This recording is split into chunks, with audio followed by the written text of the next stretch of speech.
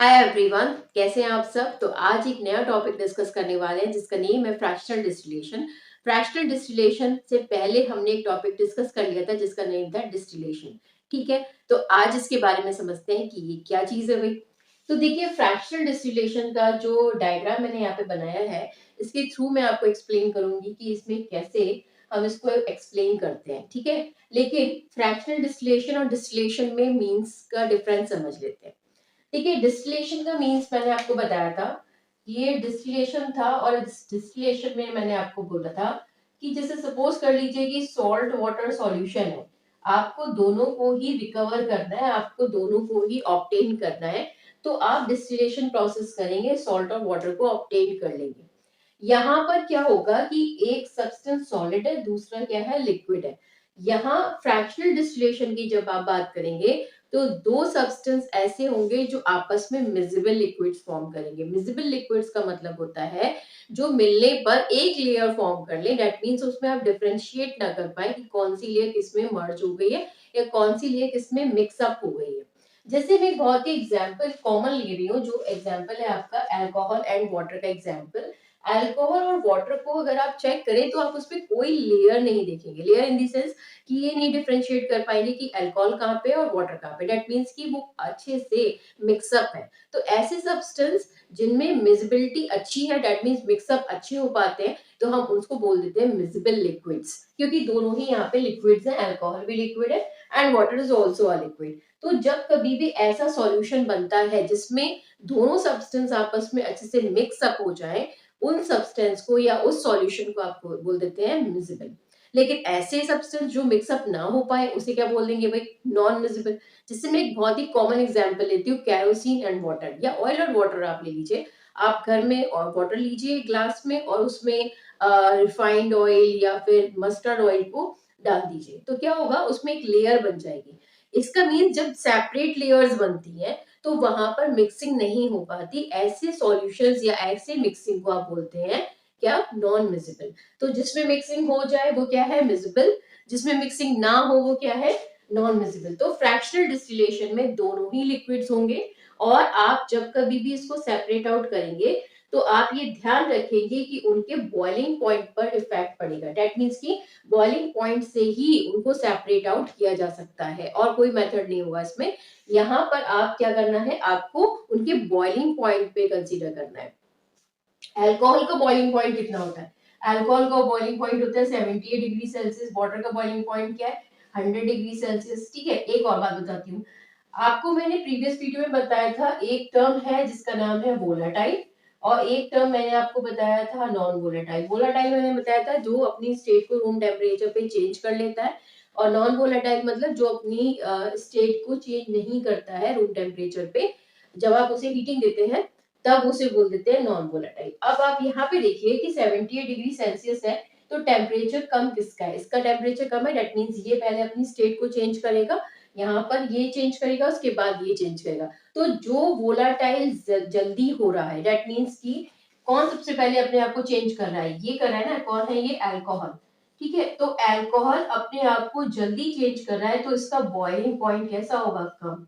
आप ये ध्यान रखिए कि जो वोलाटाइल जल्दी हो जाते हैं उनका बॉइलिंग पॉइंट कम होता है, जो वोलाटाइल बाद में हो रहे हैं उनका बॉइलिंग पॉइंट क्या होता है, ज्यादा होता है। तो इसमें वोलाटाइल कौन ज्यादा है, इसमें वोलाटाइल 78 डिग्री सेल्सियस वाला ज्यादा है। इसका मतलब अल्कोहल जल्दी अपनी स्टेट को क्या करेगी, चेंज करेगी। तो आप यहाँ पर एक डायग्राम देख रहे हैं, उस डायग्राम के थ्रू मैं आपको एक्सप्लेन करती हूँ। तो बच्चों समझ में आ गया ना फ्रैक्शनल डिस्टिलेशन और डिस्टिलेशन में डिफरेंस। फ्रैक्शनल डिस्टिलेशन में आप दोनों ही लिक्विड्स लेंगे और डिस्टिलेशन में एक सॉलिड और एक लिक्विड आपका होना चाहिए। एक अपने आप को नॉन वोलाटाइल कैटेगरी में रखेगा, दूसरा वोलाटाइल हो जाएगा, अपनी स्टेट चेंज करेगा और हम इसको नेक्स्ट बीकर में क्या कर लेंगे, ऑक्टेन। ठीक है, सॉल्ट वहीं रह जाएगा। लेकिन फ्रैक्शनल डिस्टिलेशन की जब बात चलेगी तो यहाँ पे सबसे ज्यादा जरूरी है इसके बॉइलिंग पॉइंट पे ही बात करना, क्योंकि दो लिक्विड्स का सेपरेशन तभी हो पाएगा जब हम उनके बॉइलिंग पॉइंट पे बात करेंगे। तो यहाँ पे मैंने वाटर और अल्कोहल का लिया है, मैंने आपको उसके टेम्परेचर्स बता दिए। अब होगा क्या वो देखते हैं। नीचे आपने बर्नर सेट कर दिया। ड्राइंग आप सबको पता है मेरी बहुत अच्छी नहीं है, but for a journal observation आप इसको यूज कर सकते हैं। आप समझ सकते हैं कि ये क्या इसमें एक्सप्लेन किया गया है। ठीक है बच्चों, तो सबसे पहले बर्नर ले लिया है हमने, ट्राइपॉड स्टैंड है ये, इसके ऊपर फिट कर दिया है। ये हमारा डिस्टिलेशन फ्लास्क है।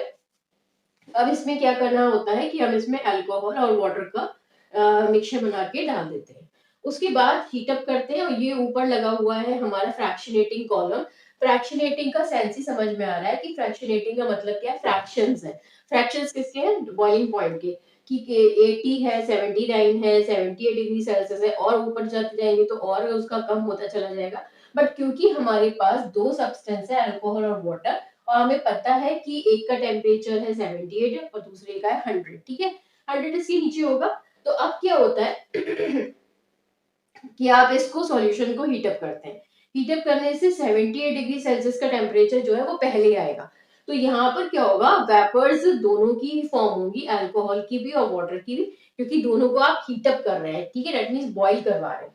तो जैसे ही यहाँ पे टेम्परेचर हुआ देना शुरू हुआ, ये यहाँ पे वेपर्स जो है अल्कोहल और वाटर के ऊपर जाएंगे, और जो वेपर्स अल्कोहल और वाटर के होंगे वो अल्कोहल के तो यहाँ तक आ जाएंगे, तो आप ऑब्जर्व कर लेंगे जैसे 78 डिग्री सेल्सियस टेम्परेचर आएगा थर्मामीटर में, ये वाले 78 डिग्री सेल्सियस के पे जो टेम्परेचर आया, इस पे जो वेपर्स आए, इनको आपने क्या करा, आगे फर्दर मूव करा और आपने टेम्परेचर वहीं पे फिक्स कर दिया कि भाई इतना ही टेम्परेचर रहेगा। आपने बर्नर को उसी पॉइंट पर आपने बर्न कराना शुरू करा, जिससे कि अल्कोहल्स के पार्टिकल्स बस क्या करें, मूव आउट हो जाए।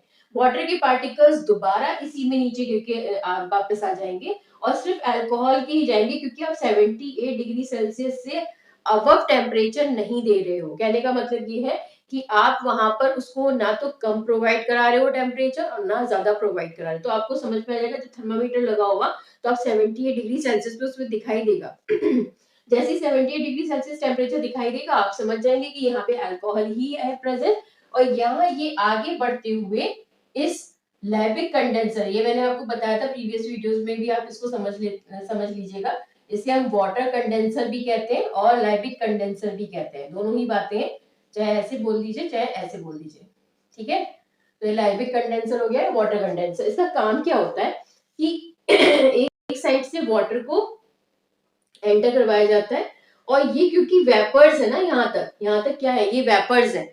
अब ये वेपर्स जैसे ही एक कूल कांटेक्ट में आती है, कूल कांटेक्ट कौन है, आपका वाटर, ठीक है, ठंडा पानी है यहाँ पे। जैसे ही कूल कांटेक्ट में आती है, ये अपनी हीट का लॉस कर देती है। और आपको मैंने बताया था कि जब कभी भी लिक्विड को आप हीट अप करते हैं तो क्या होता है, वो वेपर्स बनती है, और जब आप उसको कूल करते हैं तो वो लिक्विड बनती है। तो वेपर्स को आपने क्या करा, कूल कर दिया। कैसे कूल कर दिया, क्योंकि यहाँ पे जो आपने टच में रखा है ये ठंडा पानी है। तो जैसे ठंडा पानी आया, ये सारे वेपर्स जो है वो दोबारा चेंज किस में हो गए, लिक्विड में, और ये ड्रॉपलेट्स की फॉर्म में नीचे आके सेपरेट आउट हो गया अल्कोहल आपका। तो कहने का मतलब है वाटर तो यहीं रह जाएगा, क्योंकि वाटर को 100 डिग्री सेल्सियस का टेम्परेचर आपने दिया ही नहीं। आपने क्या करा, सिर्फ 78 डिग्री सेल्सियस की टेम्परेचर पे ही उसे फिक्स कर दिया, उतना ही टेम्परेचर प्रोवाइड कराया। अब धीरे धीरे ये सारे जितने भी अल्कोहल के पार्टिकल्स हैं, वो यहाँ पर अपने आप को उसके कांटेक्ट में लाएंगे और सेपरेट आउट हो जाएंगे। तो एक सब्सटेंस, एक लिक्विड आपका इस बीकर में आ जाएगा, और दूसरा जो लिक्विड आपका वाटर है वो उसमें ही रह जाएगा। तो कहने का मतलब ये है कि दोनों सब्सटेंस जो कि वोलाटाइल इन नेचर थे, वो अपने आप को सेपरेट आउट कर सकते हैं, या कह लीजिए कि जो मिजिबल लिक्विड्स हैं उनको आप फ्रैक्शनल डिस्टिलेशन से सेपरेट आउट कर सकते हैं, ठीक है। तो ये टॉपिक सॉल्ट और वाटर का है, आप सॉरी अल्कोहल और वाटर का है। आप दूसरा भी एग्जांपल ले लो, एसीटोन होता है और वाटर है, ये दोनों भी आप आपस में अच्छे से मिक्सअप हो जाते हैं, इनको भी आप ले सकते हो। और भी ऐसे सब्सटेंस है जो कि आपस में मिजिबल है, मिजिबल मतलब आपस में एक लेयर बनाते हैं, मिक्सिंग अच्छी करते हैं, उसको हम मिजिबल बोलते हैं। और नॉन मिजिबल का मतलब होता है कि जब मिक्सिंग ना हो, एक सेपरेट लेयर्स बन जाए, उनको हम नॉन मिजिबल बोलते हैं। जैसे कि एक एग्जांपल मैंने आपको बताया कैरोसिन वाटर का, या फिर कोई भी ऑयल आप ले लीजिए, उस ऑयल को वाटर में डिसॉल्व करवाइए, उसमें कोई मिक्सिंग नहीं होगी, ठीक। इसको देखिएगा, पढ़िएगा, समझिएगा। अगर कोई प्रॉब्लम आती है तो मुझे कमेंट बॉक्स में मेंशन करिएगा, फिर मैं नेक्स्ट टॉपिक आपको स्टार्ट करवाऊंगी, जो कि सेपरेटिंग फनल से है। अब सेपरेटिंग फनल में क्या होगा, फ्रैक्शनल डिस्टिलेशन में हमने क्या करा था, फ्रैक्शनल डिस्टिलेशन में हमने करा है कि दोनों क्या है, मिजिबल। अब सेपरेटिंग फनल में जो ऐसे सब्सटेंस है जो नॉन मिजिबल है, दैट मींस लेयर्स बनती है उनमें, उसको हम सेपरेट आउट करेंगे सेपरेटिंग फनल से। तो इस तरीके से एक हो गया सेपरेटिंग फनल और दूसरा हो गया फ्रैक्शनल डिस्टिलेशन। सेपरेटिंग फनल में मैं नेक्स्ट क्लास में आपको बताऊंगी। आज तक के लिए इतना ही रखते हैं। Have a good day.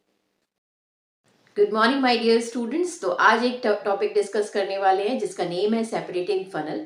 Separating funnel में हम टू इमिजिबल लिक्विड्स को सेपरेट आउट करेंगे। आपको पता होगा कि इमिजिबल लिक्विड्स किसे कहते हैं। इमिजिबल लिक्विड्स का मतलब ये होता है कि जब कभी भी दो लिक्विड्स आपस में अच्छे से मिक्सअप ना हो उसे कहा जाता है टू इमिजिबल लिक्विड्स। ठीक है। तो जब कभी भी टू इमिजिबल लिक्विड्स को सेपरेट आउट करना है तो वो सेपरेटिंग फनल से ही सेपरेट आउट होगा। अगर दो मिजिबल लिक्विड्स हैं तो मैंने प्रीवियस वीडियो में आपको बताया है कि फ्रैक्शनल डिस्टिलेशन हमारे पास एक मेथड है जिसके थ्रू हम उसको सेपरेट आउट कर सकते हैं। तो आज देखते हैं सेपरेटिंग फनल में क्या चल रहा है भाई। देखिए ये आपका सेपरेटिंग फनल है, ये पूरा एपरेटस है। इस एपरेटस में आपको सेपरेटिंग फनल मिलेगा, उसके नीचे आपको स्टॉप कॉक मिलेगी।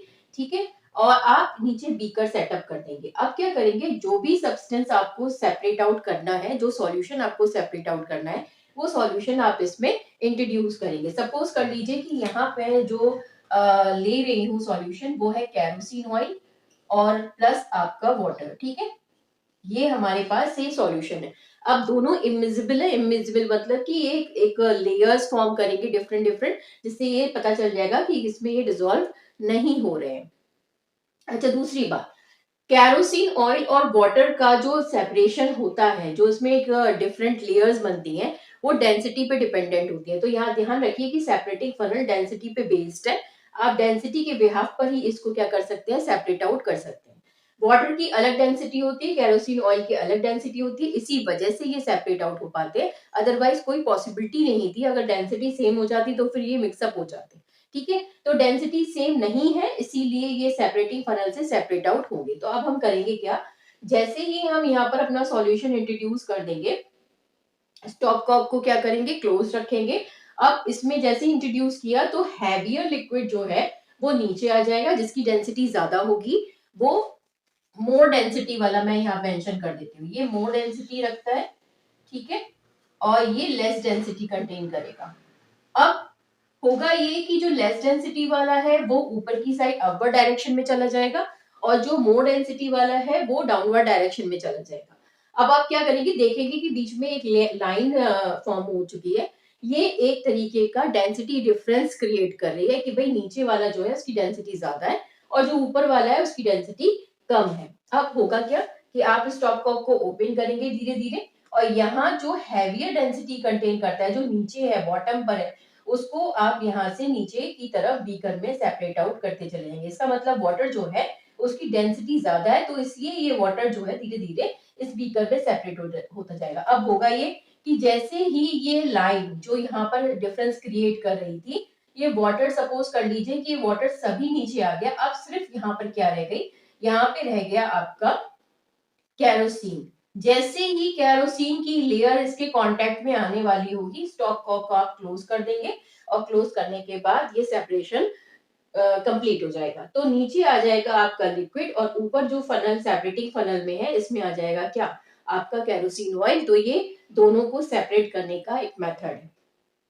आप कभी भी दो चीजें ऐसी हैं, जैसे मैंने प्रीवियस वीडियो में आपको बताया है कि जब कभी भी दो मिजिबल लिक्विड्स होते हैं तो उसे हम फ्रैक्शनल डिस्टिलेशन से सेपरेट आउट करते हैं और जब कभी भी इमिजिबल लिक्विड्स होते हैं तो हम उसे सेपरेटिंग फनल से सेपरेट आउट करते हैं। बेसिक हमारे पास जो इसका एक तरीके से बेस है वो ये है कि सेपरेटिंग फनल डिपेंडेंट है सिर्फ डेंसिटी के डिफरेंसेस पर। इसी बिहाफ पर आप इसको सेपरेट आउट कर पाएंगे। ठीक है। तो बहुत सारे एग्जाम्पल्स और हैं जो आप कैरोसिन ऑयल के उसके किसके साथ भी ले सकते हैं या उसको आप अलग भी कर सकते हैं। तो मैं कैरोसिन ऑयल का के साथ और भी एग्जाम्पल्स रख देती हूँ, जैसे कि मरकरी ले लीजिए। ठीक है। बेंजीन ले लीजिए, क्लोरोफॉर्म ले लीजिए। ठीक है। कार्बन डाइसल्फाइड ले लीजिए। ये सभी के सब इमिजिबल लिक्विड्स को फॉर्म करेंगे विद वाटर। ठीक है। तो आप कोई भी इसमें कंपाउंड लेते हैं तो वो कंपाउंड अगर वाटर के साथ आप इंट्रोड्यूस करते हैं तो एक लेयर फॉर्म करता है और उस लेयर की वजह से ही एक सेपरेटिंग फनल से हम इसको सेपरेट आउट कर सकते हैं। तो ये टॉपिक आप पढ़िएगा, समझिएगा और कोई प्रॉब्लम आती है तो मुझे कमेंट बॉक्स में मेंशन करिएगा। Have a good day.